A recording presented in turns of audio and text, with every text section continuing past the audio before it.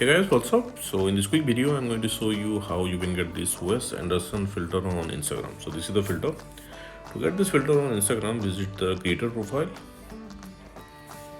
Alice is the creator of this effect.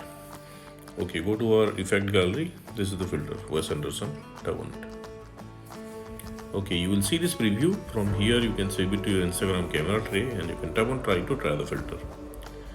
Okay, and suppose you are not getting the effect like this, then what you can do, visit this website.